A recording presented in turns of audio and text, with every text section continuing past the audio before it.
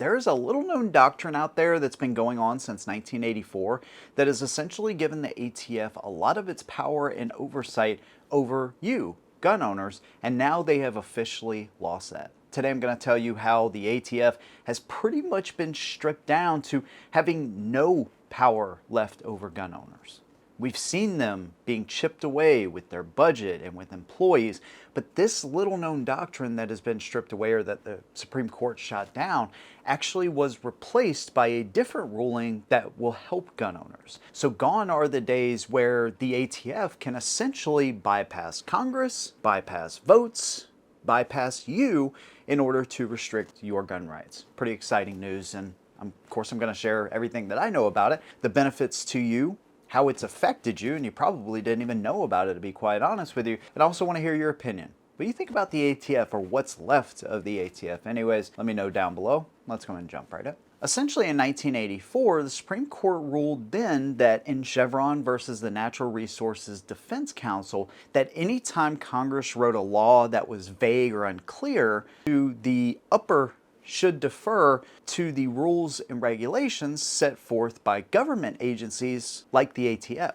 And that's exactly what the ATF has been doing to us. That's the key to all this. I had no clue this even existed until I started doing research for another video, and I found this and I'm like, holy crap. Since 1984, they've essentially had the power to look at what Congress wrote, what was passed into law, whether it be the NFA, the Gun Control Act, anything, and say, oh, well, Congress couldn't have expected that we would have bump stocks or pistol braces or FRTs. Surely, if they were writing the rule now, they would include these accessories. This has given them all of the power over the past, now over a decade now that this has been going on when it comes to pistol braces, FRTs, everything else that we've been talking about, trying to rewrite rules that Congress has already put in place.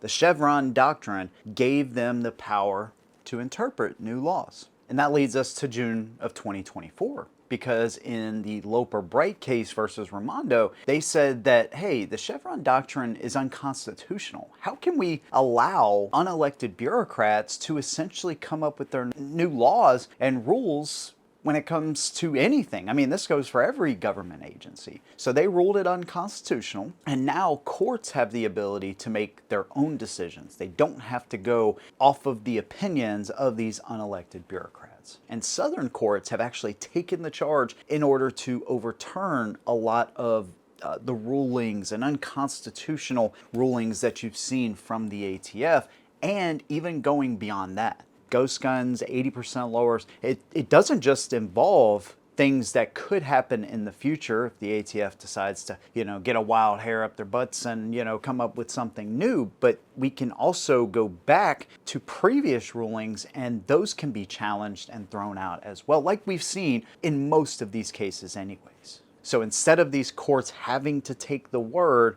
of the ATF, and that's pretty much, law of the land, they can now make their own determination. Southern courts are using this to their advantage to push forward gun rights. This gains us a lot of ground when it comes to pushing back on a lot of this unconstitutional regulation that the ATF has decided to push for now over 2 decades for sure, longer than that really. But it takes a lot of their power away, and it puts a lot of power, or puts the job back on Congress, the people that me and you elect, that if they want to make new laws, they got to go through the entire process if they want to change anything when it comes to gun rights. Now, that doesn't mean that the ATF can't come up with new regulations. They can try to rewrite some of their regulations, right, but lawyer them up in a way where it makes courts maybe a little harder for them to strike down. They can also lobby Congress to make changes to the GCA and the NFA if that ends up staying intact. I don't think it will, but they can also do that.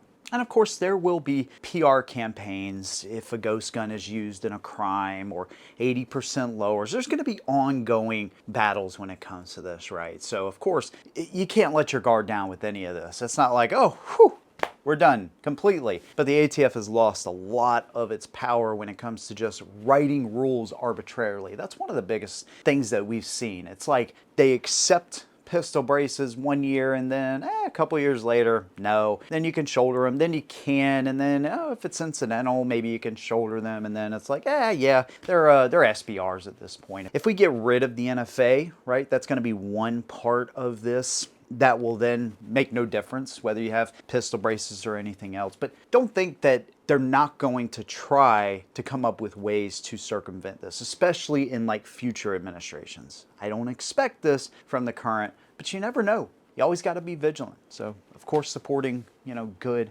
gun groups, FPC, GOA in the fight to keep pressure on congressmen and to make sure that the ATF is doing its job and catching bad guys not messing with gun owners whenever they get bored. There you go. Pretty good news, I think, but of course I want to hear your opinion, whatever that might be. Let me know down below if you like what I do. Consider subscribing. See you in the next one, and as always, hold them down.